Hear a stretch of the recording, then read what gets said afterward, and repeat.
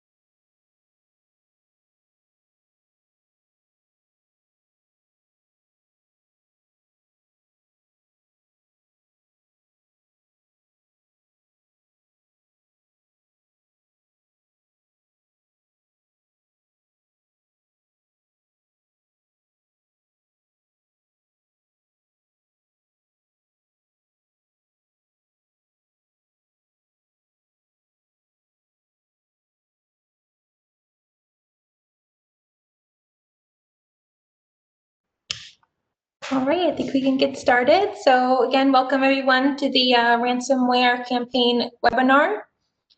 So today, to submit your questions, please put them into the chat. If you put one in there, I will read your question out loud to our panelists. Or you can also raise your hand. So if you go into the participants list, there's a small raise hand icon at the bottom left. If you choose that, I will switch you up to a panelist level. That way you can unmute yourself and share your video when you're asking your question. With that, I'm going to hand it over to Mary Beth. Excellent. Thanks, Katie. Good afternoon, everyone. Thanks for joining us this afternoon to discuss the CSBS ransom campaign, but more importantly, the CSBS self-assessment tool that was issued yesterday jointly with the Bankers Electronic Crimes Task Force and the U.S. Secret Service.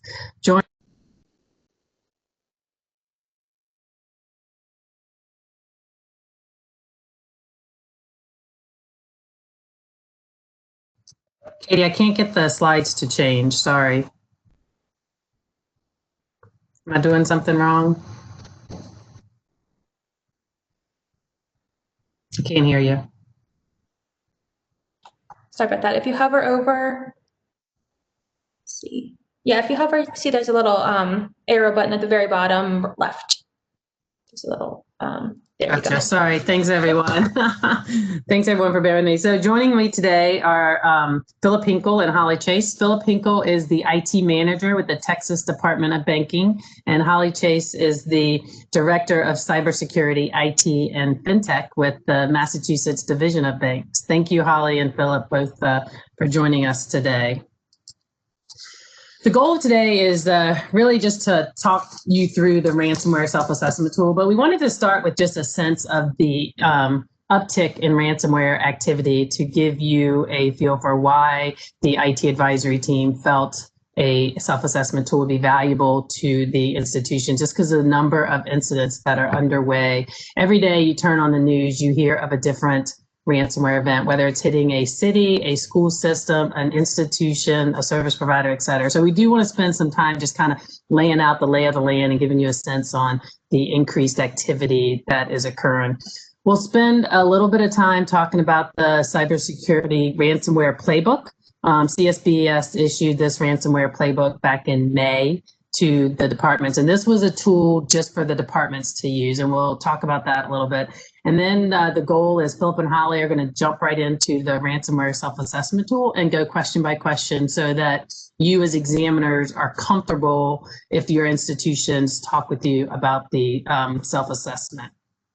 And then we'll just wrap up with just kind of implementation, rollout plans, and any questions that you all have. We do want to save time at the end to make sure we answer your questions. So with that, I'm going to turn it over to Holly and Philip to jump in and talk about ransomware and activity that they're seeing. Holly? All right. So as Mary Beth said, ransomware is all over the news. It's hitting our municipalities, our schools, our hospitals, our dentists, and our financial institutions. This year alone, up until about now, organizations have spent $144 million from rebuilding their servers to paying the hackers. So the reason ransomware is so devastating to our banks, as you all know, is because it can result in sudden, unplanned failure as opposed to asset quality, which typically, I know there's probably a bunch of loan examiners on the call.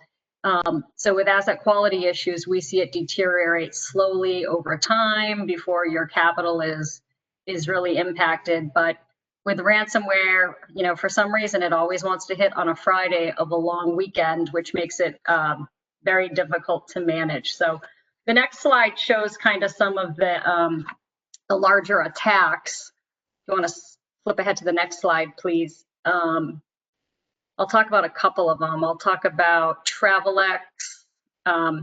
Phil can jump in on the municipalities in Texas if he wants, and also I'll talk about Finastra. So Travelex was hit by the one that's really hard to pronounce, Sodinokibi, or its other name, Revel. I'm not sure how to pronounce that really. But anyway, hackers wanted 4.6 million. They exploited a vulnerability in Pulse Secure VPN servers. And it was reported in what I read that Travelex actually paid 2.3 million or 285 Bitcoins before they declared bankruptcy. So another one we just wanted to highlight, we're seeing a lot of activity on municipalities. Some pay, some don't. Obviously, we're not interested in paying, but in this particular incident, 22 local governments in Texas were hit simultaneously through an MSP. They did not pay the ransom. Texas had some experts that they deployed to manage it, so that's a good thing. But the takeaway on this one is that, you know, you can be impacted by ransomware through who you're connected to. I don't know if you have anything to add on that one, Philip. I know you're pretty close to that one. I can't read lips. Thank you. Sorry.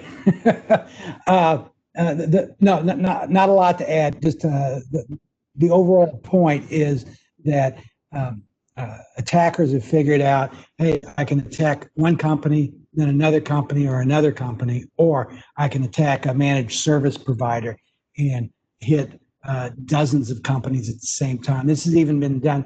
There was one MSP that provided service to law firms around the country. I think it impacted something like well over 1,000 different law firms. That winds up being more advantageous for a hacker because there's more pressure now put on the MSP because there's so many other people that are tied up with it. So we're going to see more and more of that, and we've been seeing that trend already. But that's the reason there's some focus on third parties that are connected in the MSPs. So if you guys aren't familiar with the Finastra event, I would encourage you to check out the Krebs article, and also the Bloomberg article is really good. So basically, Finastra is a huge global company that services 8,000 customers and about 100 of the world's largest banks. So they were hit by a different ransomware group that's easier to pronounce, called Ryuk. And they were alerted when one of the servers in a Microsoft cloud got hit. But the hackers were already in there, and they were already deploying malware on the domain controllers. And the one of the interesting things that I read in the Bloomberg article was actually that the hackers were able to move around in there due to what they referred to from one of their sources as poor cyber hygiene. And I think that's kind of a theme that Philip is going to be hitting on. I'm also pretty close to this one because in Massachusetts, we had 5 banks that were running Finastra as core. So it was really interesting to see how they reacted to it. Some had communication plans, some didn't. Well, they all struggled.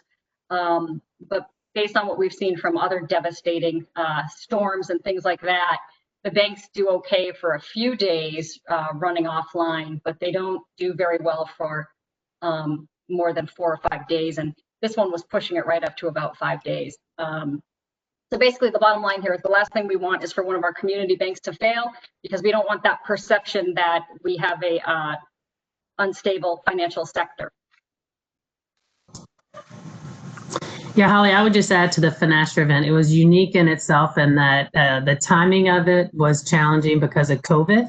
And these banks were going down at the same time that stimulus checks were being issued to their customers. So not only are the customers coming to the bank to get their checks cashed, the bank couldn't produce it. So it almost looked like it was a COVID event, but then it was more challenging. And this impacted banks across the country, as Holly said, and just in Massachusetts, she had 5, but many of your banks were impacted, and some of your institutions, some of your small rural community institutions were down for 3, 4, some even 5 days. So it was a very impactful event across the financial sector. Phil, did you have something to add before we jump off of this slide? I would like to back up and add a couple of comments on the previous slide 4. There were two items on there I wanted to address. One is the one, that bullet point that talks about cyber insurance. This was Beasley Insurance that provided this. They made a public report showing that in 2019, they had 775 incidents that they managed just in the United States. And that was a huge increase over the previous points, and 11% of those incidents were financial institutions. The other thing to keep in mind is Beasley is one of 3 major cyber insurers in the United States. That they've told us that Chubb and Travelers are the other 2 large ones. So I asked them, I said, well, does this 775 incidents, does this big increase, does that mean that's 1/3 since you also have Chubb and Travelers? And they said, no. There are dozens of others of insurers that are also in the cyber insurance space. They just happen to be the larger ones. So this is happening. It's a huge impact, and it's moving quickly. And part of the reason we got focused on it, I'll go ahead and jump ahead with this comment. We had an incident here in Texas where one of our community banks was hit with ransomware. And I'm aware of another community bank that was hit with ransomware in another state. And so we know of at least 2 incidents where community banks have been hit. Now, this 11% of financial institutions, that includes kind of a broad category. So it includes a lot of credit unions and also mortgage brokers as well. So the other point I wanted to make on this slide before we jump ahead is that we have to keep in mind that the difference between ransomware and destructive malware is simply the delivery of a decryption key. 2 global ransomware products that rolled out a couple of years ago were NotPetya and WannaCry. And both of those asked for a ransom. Both of them had a way to deliver the ransom through Bitcoin, but there was never a decryption key that was provided, in spite of people paying for that. So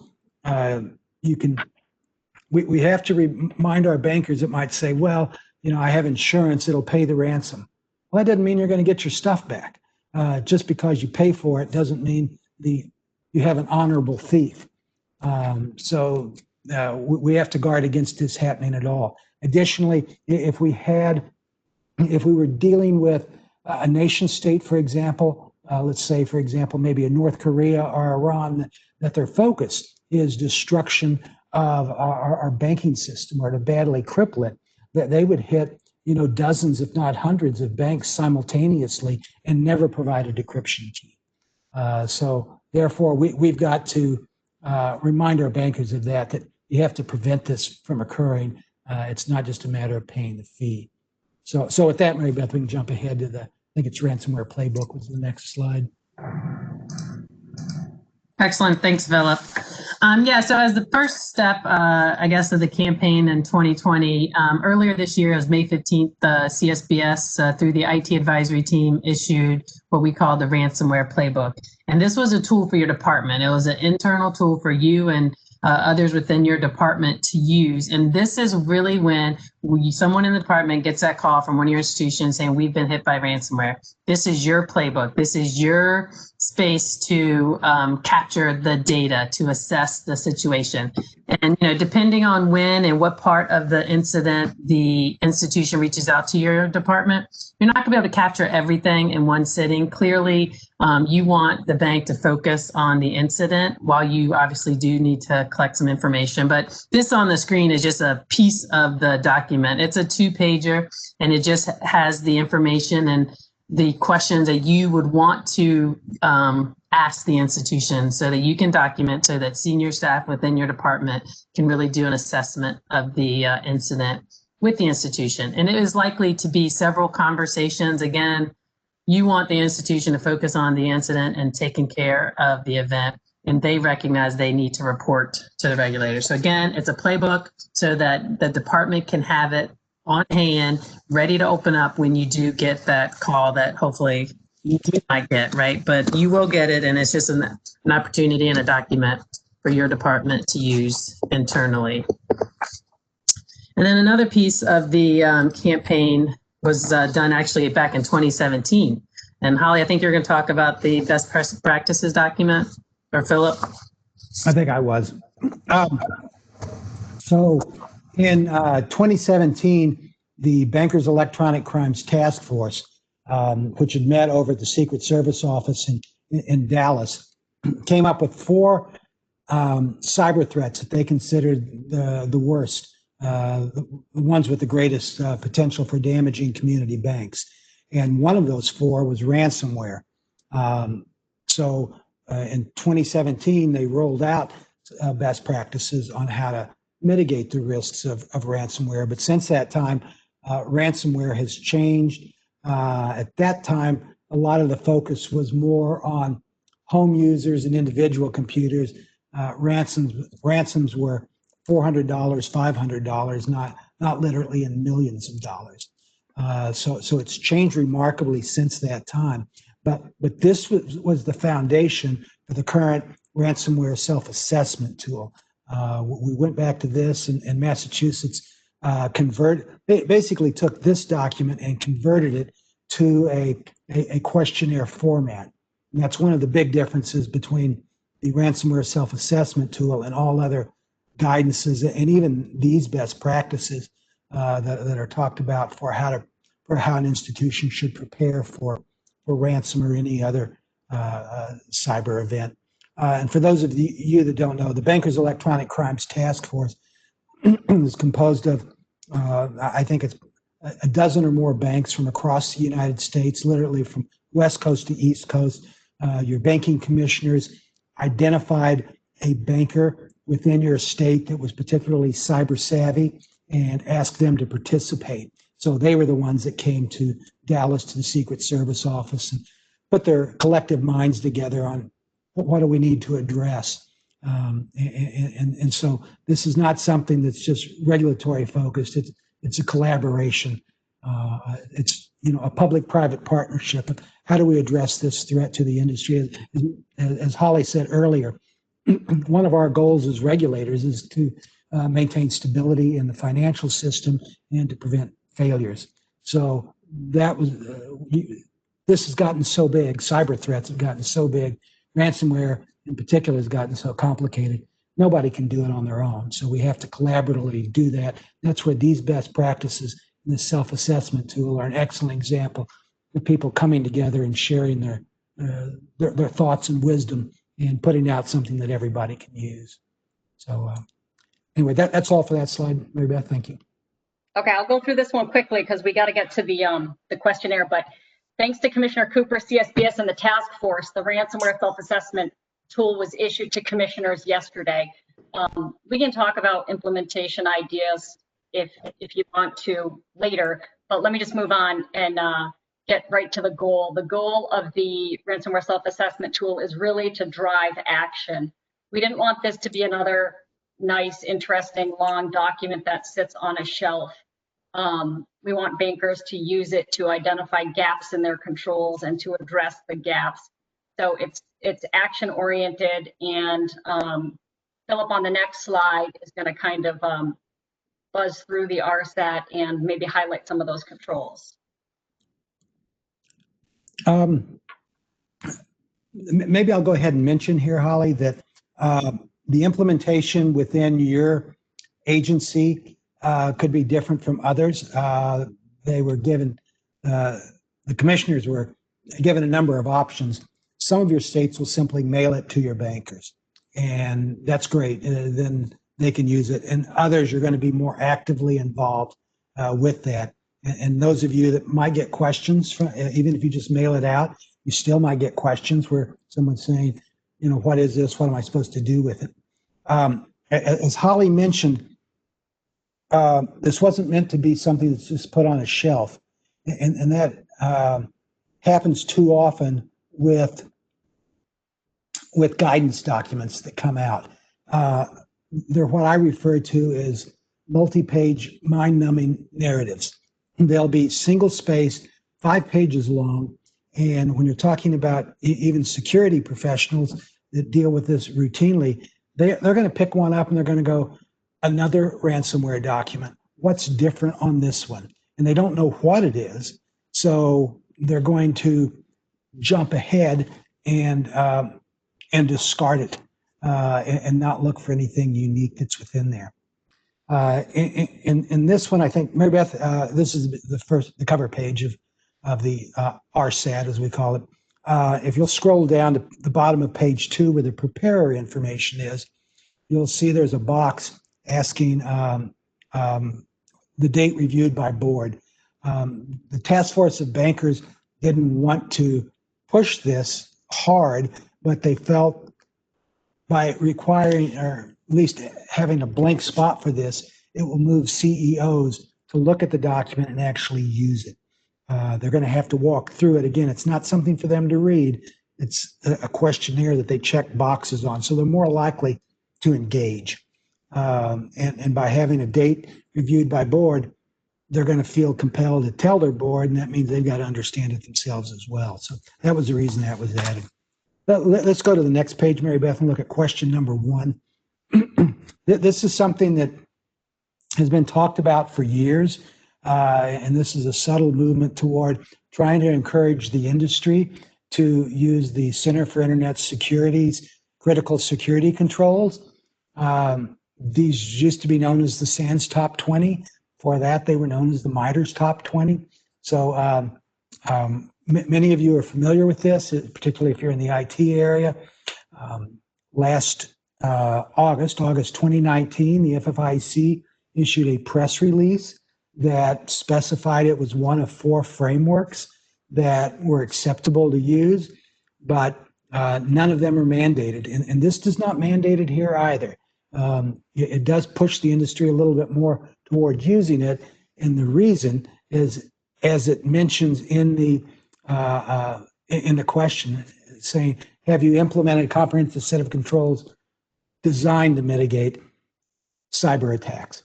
All of the other frameworks are designed to assess risk on a broad basis, looking at all the full range of what might be involved in cybersecurity. The CIS controls focus on one thing and one thing only, and that's preventing a cyber attack. They were originally developed by the NSA. They've been maintained over the years by security professionals. And again, the only thing that modifies them are actual incidents that have occurred during the year, and they use that information. Security people from Dell, Goldman Sachs, both serve on the board of this. So that's a little bit of the background and origin of it. I do want to jump to it, Mary Beth, if you wouldn't mind pulling this up. So for those of you that have not have seen the CIS controls before, 7.1 is the current version. If you jump ahead to the page 4, Mary Beth. I want to show that the way these are broken down are in groups, and the first 6 of the top 20 are considered the basic controls, sometimes known as cyber hygiene. Holly and I and Brad Robinson from Alabama and Justin McElhaney from Georgia, we all kind of went back and did an analysis of the Equifax breach, and using only public information we had made public, which was the consent agreement. We presented to the FFIEC that what we saw there was a failure of these fundamental 6 controls. We went back and looked at other major breaches that have occurred, and every one of them had a failure in one of these top controls. So that's the reason they're called basic. That's the reason they're called cyber hygiene. Cyber hygiene is kind of a loose, not well-defined term, but the point is that's where the 6 fall there. All right, Beth, let's jump ahead to page 9. The other thing to keep in mind when you're looking at, so among the controls here, Mary Beth, if you pause just there for a moment, when you look at the top 20 controls, there's really 170 controls because each one of these has some sub-controls, and we're going to look at that here in just a moment. But what CIS has done in this version 7.1 that is great is to break the 170 controls, actually all 170, breaks them down into implementation groups that you see here on your screen. They have a certain set of controls for organizations that are implementation group 2, more controls for those that are in group, all organizations need the implementation group 1 controls. And then as you grow in size and more sophistication, you're in implementation group 2, and you'll have to add in additional controls. And finally, the largest, most complex will need the group 3. Mary Beth, if you'll scroll to the bottom of that page, you'll see there in that bullseye, that point is everybody has to have group 1 controls. And then the next sophisticated, it morphs out, and you're only doing all 170 when you're the largest, most complex. The point you would make, so bankers would ask, what group am I in? Which ones should I be doing? And the response I typically have is, I think virtually all banks fall into implementation group 2, certainly some are in 3, but the most important thing is focus on implementation group 1. Just make sure you're doing the basic first. That's what you've got to get down, and you want that done across the board on all the control elements is in that. And that's 43 controls. So if you take just the green ones, just the implementation group 1, you only got 43 controls that you have to activate. And Mary Beth, if you jump now to page 13, and this is the last part of the CIS we'll look at, but I wanted to make sure everyone had an idea how this was set up. So as you look at the banner there at the top, it says CIS Control 1, inventory and control of hardware and software. So this is one of the 20 controls. As you can see here, there's actually 8 sub-controls underneath this. There's one more. We don't need to see it right now, but if you can enlarge that now back so I can actually see it with my poor old eyes. Thank you. You can see the columns on the far right. There's your group 1, your group 2, your group 3. Out of all these 8 controls, and Mary Beth, if you'll scroll down just a little, you'll see there's only 2 controls from this page, 1.4 and 1.6. Those are the only ones that would be in implementation group 1. It's like, all right, get those done first, then move to control number 2 and get those green ones done first as well. An example here of what's done is 1.4 simply asks, do you have an accurate and up-to-date inventory? That could be handwritten, hand obtained, etc. And Mary Beth, if you'll scroll up just a little so we can see 1.1 now, you'll see here's an example of a level 2, a group 2 control, where it says, do you utilize an active discovery tool? So it's kind of the next stage of sophistication. We're saying, I'm not just walking around my building, seeing how many routers and servers and desktops I have. I'm using software to scan the network, much like criminals do, to see what's plugged in. And that helps you control it. That helps you make sure, what do I have? And it leads on to some of the other controls dealing with patching, because it also identifies what version numbers you have and that kind of thing. So that's just an overview of what the CIS is for people that have not looked at it before. And again, a little bit of background, how it developed by the NSA and how it's focused on preventing cyber attacks in general, but particularly that's what's going to help prevent the ransomware attacks. So hey, Phil, before you jump off of this, okay. I have a question from the audience. It says, would it be better time spent integrating CIS into Intrex or redefining Intrex to recognize most transactions are conducted through port 80 and moving toward a more cohesive work program for IT exams? What's your reaction to that? Part of CIS would actually, yes, there's value in that. I don't think it's anything that's going to happen quickly. And the reason for that is there's just a lot of resistance into using something that we as regulators have not created. Once we go to the marketplace, the third parties, there are just too many organizations and too many people within organizations that are uncomfortable with it. I think we'll get there. I think this was a step, but it won't happen quickly. Yeah, excellent point. Katie, I think I have you have another a question. Yes, so I have a question from the chat. So the tool that's being presented, the RSAT, for this version is different than one that you received a few days ago. It looks like the check boxes are in a different order and there's more of them. Are there any other differences in this version? Yeah, so when we communicated on Tuesday to all the state bank commissioners, there were some changes done to the tool over the weekend. Question 1 is the big change. You're right, we alphabetized the list. We changed how we worded the top part of question 1. But in general, we made the entire document ADA accessible. So those are the big changes. I'm trying to think, Philip, of the other smaller changes. It was mainly around question 1. So you definitely want to make sure when you're communicating or talking with industry, you're using the version that was sent out on October 13th. It's on the CSBS website. It's on the link that you received. Yes. To my knowledge, Mary Beth, that is all. That's the only change other than minor tweaking. So if we'll scroll down a little further so we can see question 2 and 3. I don't want to take time on straightforward, simple questions. Question 2 is an example of that. You know, everybody knows what a gap analysis is, and that's mostly there for the banker than anything else.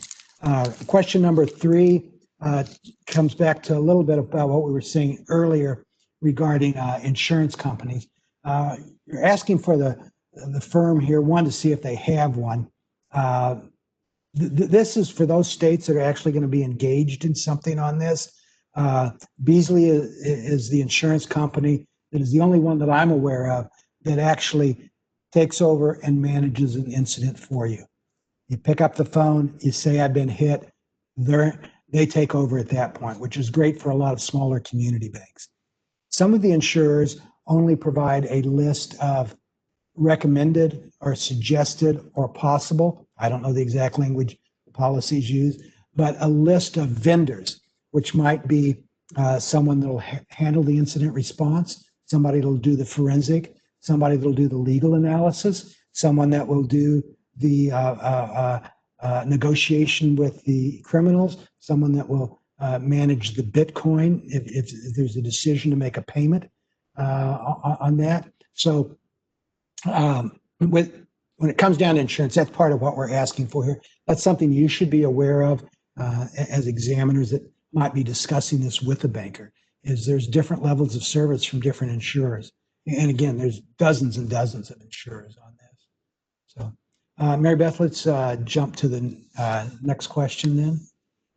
Question 4, for those of you that are in states that'll be doing some non-depository examinations and maybe looking to move this to use this in non-depository institutions, we'll be creating a separate version.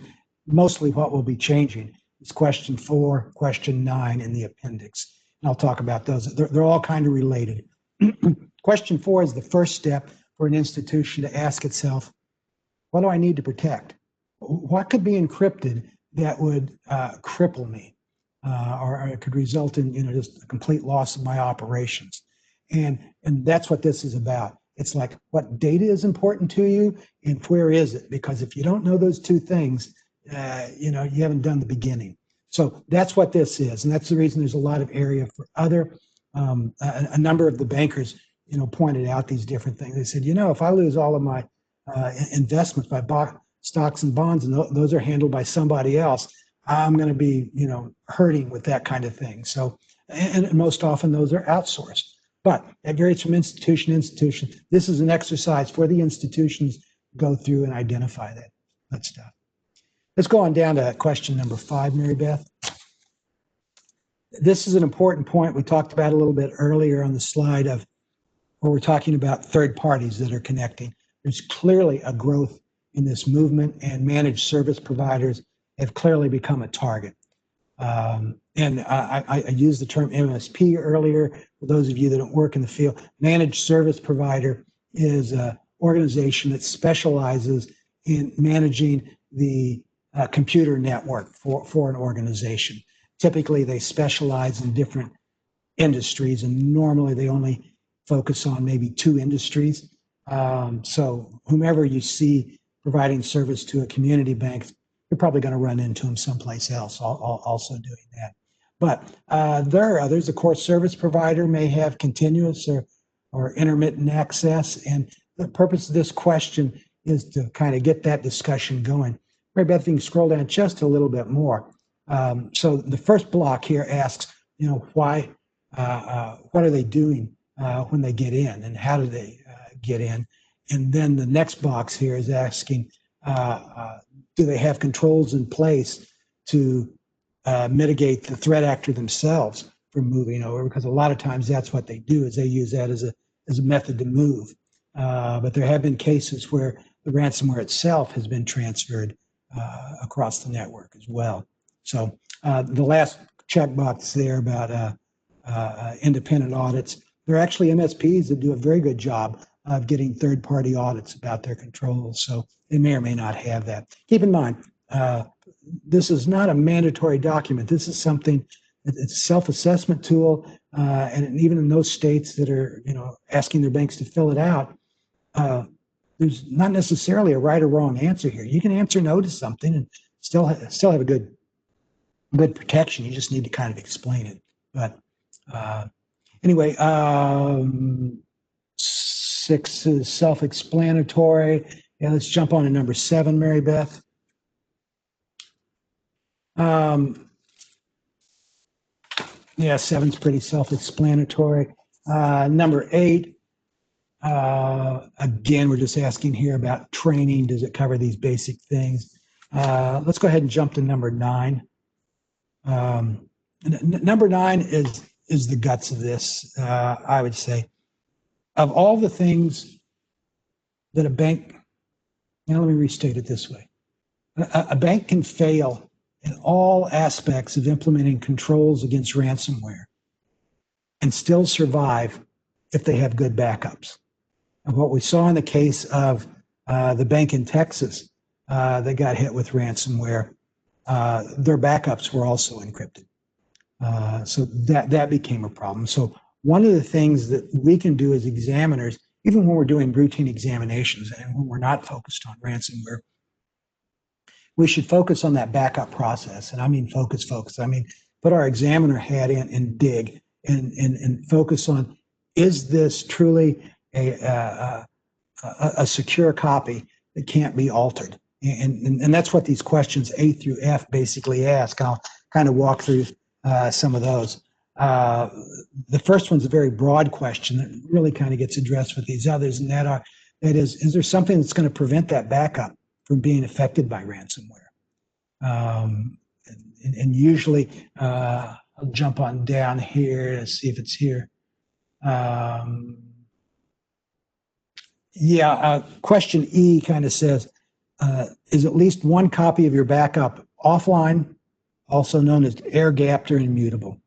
The point on that is, too many banks, and this was a good thing at the time, instead of transporting their backup by tape or some other removable media by car to another branch, they started moving it across their network to a server that's over at the branch. So now you didn't have the risk of the data being lost in transit or being stolen. And that's happened a number of times that I know of, and I'm sure many of you heard of it happening too. Usually it's the car's broken into when the employee stops to pick up groceries or something like that. But it's happened more than once. But that's still being done a great deal. Well, if you can move across the network to make the copy of your backup or of your data, then the ransomware can move across the network to encrypt the backup. So so this E is talking about offline. And now the tricky part, and I actually heard somebody talking this. They said, well, ours is in the cloud, and that's air gapped. And it's kind of like, okay, I get your point. Clouds are made out of air, but putting them in the cloud does not mean there's an air gap. What we're really talking about is there no electronic connection between the backup and the main data. So that means typically if you're going to a server at another branch, it needs to be stored on removable media, and the removable media needs to be disconnected. Now, you also have to be careful that too often that employee at night, it's not documented in procedures that the backup takes, 20 minutes, 2 hours, it's going to vary. Do they disconnect it at that time, or do they leave the thing plugged in all night long or the entire shift? It needs to be disconnected as soon as possible on that. So that's what we're talking about here with immutable and air gapped. Also, there's another option too. There are cloud options that are designed so that you can move data in there, but you can never delete it or change it. And it's specifically designed as a cloud vault. You have an expiration date that's put in it, but you can't change it, and the criminal can't change it, and you can't delete it. So there are some cloud storage features that work, but this is where you as an examiner, you've got to put that examiner hat on and just ask the questions. Is there a way to modify this? Is there a way to change it? Because if you can come up with one, I guarantee you the adversaries are doing that. The other questions here, like B, is saying use a different password, etc., or method to access the backup from how you log on to the network itself. So your admins that are working on the network, they need something different to get to the backup. That's your defense in depth. That's an extra measure so that if the adversaries are able to compromise their credentials of the administrator, they may only have that for the network, and they may not have it for the backup. And that's again just an extra layer of a way to protect things. The other things asked about here is under item C is, are you making full daily backups and not incrementals? There might be a reason to do some incrementals, but computers are so much faster. The media for storing is so much faster.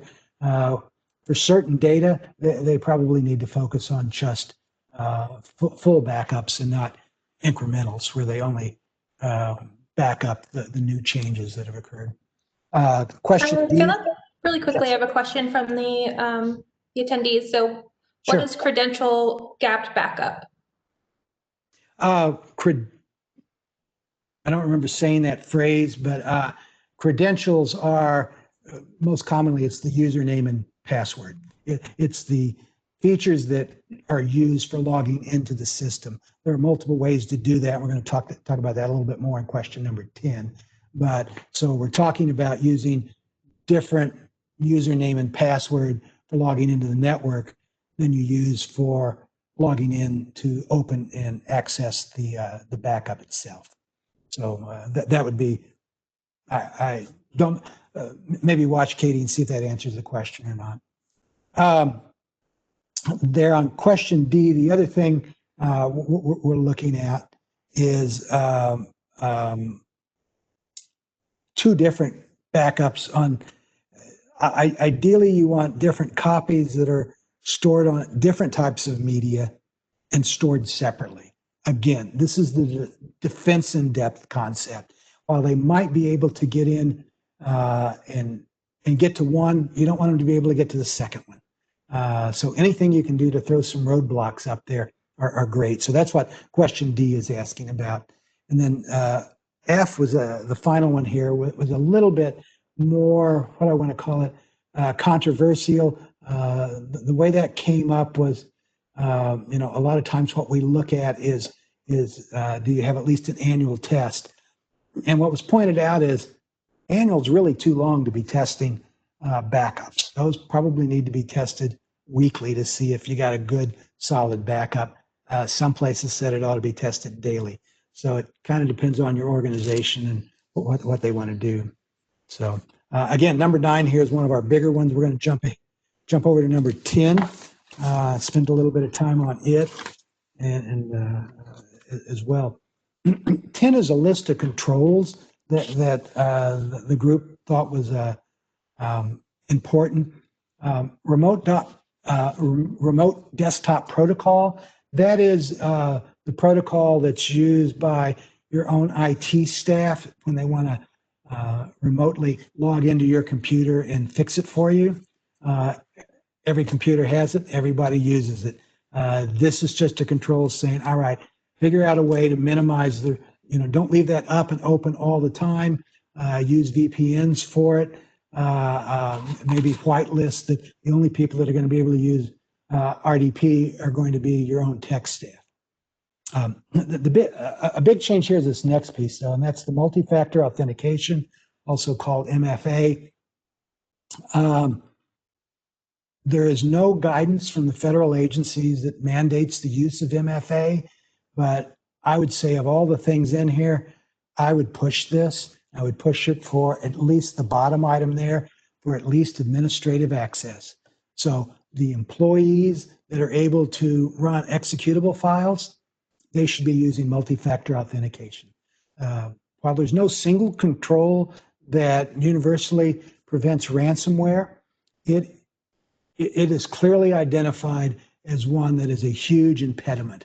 And you hear this from a number of organizations, including several of our law enforcement agencies and national cybersecurity firms. And they're saying, implement it.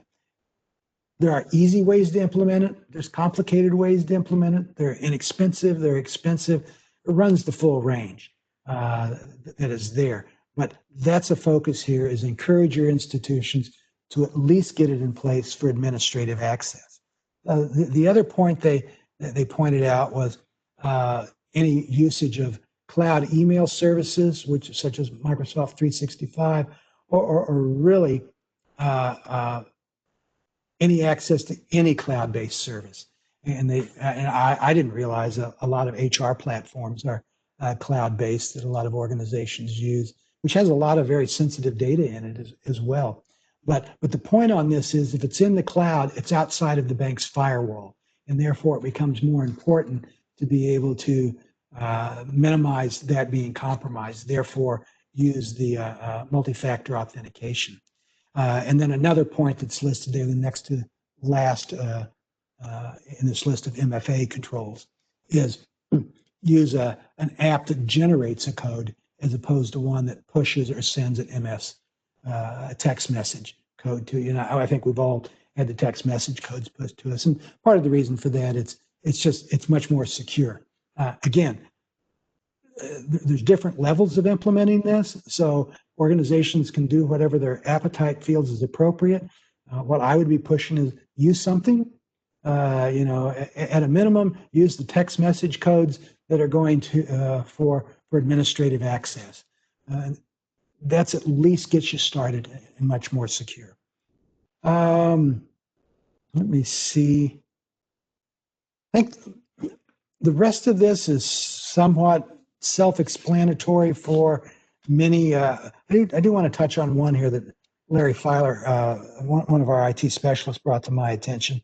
And that's establishing a process for provisioning and reviewing Active Directory access, especially service accounts. So this is one of the questions that some of the IT, the CISOs that were part of the task force brought to our attention, was this management of Active Directory. And Larry pointed out that there's a lot of service accounts where you have a process that your core processing runs every night. There's certain things that are just always done in the background, and to do it, it needs to access Active Directory, and those passwords sometimes are never ever changed, and so need to be looking at how those are provisioned and how those are controlled as well. So that's another piece. I'll mention network segmentation. You've got to, which that's the bottom one there. You've got to be a little careful on that. Just what I normally hear is, let's segment around the core as much as anything. Let's try and isolate it. And anything else there that you don't recognize? As my son likes to say when I ask him a question, he'll say, "Dad, there's something you may not have heard of. It's called the internet." So just remember, you can always Google these things. All right, Beth, let's jump on down to the next ones here. I think 11, self-explanatory. 12, that's pretty straightforward as well. 13, I'll mention that. It says, does an incident response plan identify a person with the expertise to manage or coordinate ransomware? A question came up, and I want to point out, this is not saying that there should be a specified ransomware response coordinator. It can be the same person that's part of the incident response team. The question really that's being asked here is going back to, is it somebody that knows what they're doing? And I would say if you're in a $250 million, $500 million bank or less, the answer is no. They're not going to be able to manage. I would say even a $1 billion bank, they're not going to be able to manage this, which really takes us back to that earlier question of insurance. Do you have somebody that's going to manage it? In the case of Beasley, yes, they're going to take over. One of the others, they're going to give you the list of names of companies that you can call on and do that on. Philip, really quickly, I have a hand raised, so I'm going to unmute you, William, so that you can ask your question. Yeah, and I'm going to have two questions. I missed or fully didn't appreciate it. It was a list of controls or safeguards around the core processing systems. Could you just go over that again? And then the second question is Beasley an insurer, or are there a insurer that also provides the ransomware service? I'm going to have to defer on the questions and doing that again. We're about to run out of time on it. I'm sorry about that. No, that's fine. That's fine. I'll send your link stuff and I'll just give you a call. In the case of Beasley, it's an insurance company. And so it provides insurance against ransomware incidents. And so it pays so much for the remediation, the forensics, and even the paying of a ransom as well. So that's what Beasley is. Right, but when Beasley pays, does Beasley respond? Let's say Beasley doesn't get the key. I mean, how does that? Could you just elaborate on how that works in like a situation? It's going to vary with every criminal how they do it, but if typically Beasley pays it on behalf of, they're probably the ones in communication with the criminal, and therefore the criminal would send the decryption key to whomever they've been talking with, and typically. The forensic firm, the incident response firm, might be CrowdStrike, FireEye, whomever they're using, would be the one in communication. So they would get the decryption key. So, and again, I'll be happy to talk with you, William, offline on this more. Thank you. You bet. On question 14 is basically questions about things they ought to think about for response. The CISA recently published a ransomware guide with a long checklist of things to be done. Again, our banks are not going to be able to manage this. Even companies that are global, multi-billion-dollar companies, they're going to contact a specialist to manage this incident for them. So what we want is our institutions, in question 15, to focus on who's going to do this for you. Get the contract written in advance and address that, so you're not trying to work all that out in the heat of the battle. So that's the focus there. And on number 16, that's a basic question that really doesn't need an explanation.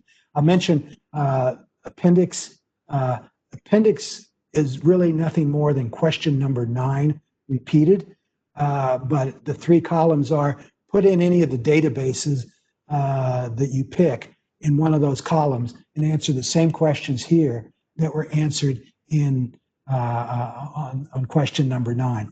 Also, this facilitates someone sending this to their service provider so they can ask their service provider to answer those questions. So I'm sorry, we're running short on time here. We do have some time for, I'll turn it back to Mary Beth and see where we want to go from here. Thanks, Philip. I just want to I do want to get to any questions that you have them out there, but I do want to chat just quickly about implementation. As Holly hit on earlier, it is up to the state banking departments, your commissioners, deputy commissioners, on how you want to have conversations with your institutions. I'm hoping all the state banking departments across the country at least shared the ransomware self-assessment tool or will be sharing their ransomware self-assessment tool with your institutions. This is the bank credit union version. As Philip alluded to earlier, we are drafting another version, which will be coming out in a month, hopefully a couple weeks, that will be able to be used in the non-bank space, and we will clearly mark it. Some banking departments are going to send the tool out, and they will be reaching out to the institutions to talk through it. Some may be asking for it on the examination process. There are lots of implementation options. Again, it's up to your commissioner, your deputy commissioner, what makes sense for your department and the IT resources that you have. We're happy to talk about that, and we may schedule another webinar just to kind of focus on implementation and what makes sense.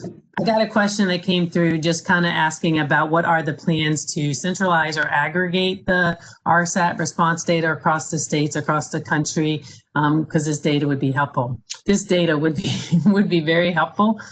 Treasury would love to have this data. I don't think any state at this point is mandating that the RSAT get completed. So at this time, there are no plans to aggregate RSAT data at the national CSBS or whatever level. I think if state banking departments do request their institutions to submit them, you would be in a good spot to have some aggregate data on where your institutions are and what gaps exist, and that would potentially aid you in talking to CSBS and IT advisor on what is needed for the institution, what guidance, what more tools, et cetera. So if states do collect the information, I think you would be in a good spot to have better communications and discussions with your institutions and to see potential trends.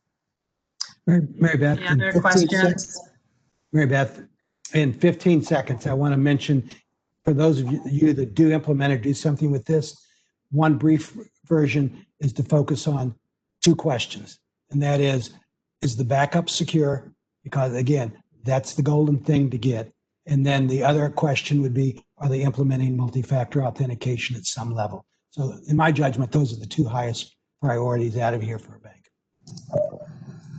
Yeah, I think that's a great comment, Philip, to end on. Katie, do we have any questions? Or I have one question. So are regulators taking a position on whether ransom should be paid? Yes, generally speaking, I'll say the broad answer is that's an individual decision. What we didn't mention, there have been two documents that have come out recently, one from OFAC, one from FinCEN, probably within the last 2 weeks. And they specify that some of these criminal groups that are collecting the money have outstanding sanctions against them. So to pay them, make a payment to them to facilitate the payment, you're violating the sanctions. So bankers are going to have to look at that. It's a tough call, though. If I fail, or do I break the law? Yeah, and I don't think to this point the federal agencies have issued anything from pay or not pay. They would not give that advice, like Philip said. And correct me if I'm wrong, but the FBI and the U.S. Secret Service both would say do not pay. They encourage you not to pay. They realize there's that balance. My company's gone, or I pay. There's no guarantee that a payment gets you a default. The best defense is just have a good backup.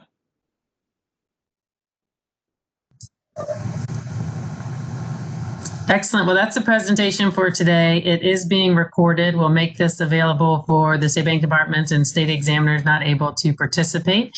If there's no other questions, thank you, Philip. Thank you, Holly. Again, I appreciate that Massachusetts and Texas initiated this self-assessment idea and brought it to CSBS through the IT advisory team. And from there, it just there was clearly a need and a desire to provide a tool for industry and the state banking department to do that well. This is a big win for the states to get out to offer something that is easily doable for small community institutions in particular. So thank you, Massachusetts. Thank you, Texas. All states are able to benefit. The work of the IT advisory and the Bankers Electronic Crimes Task Force have really gotten the product in a good place and where it is today. So there's no other questions. Thank you, everyone, for dialing in. I'm happy to take emails or calls if you have any specific questions after today. Thank you.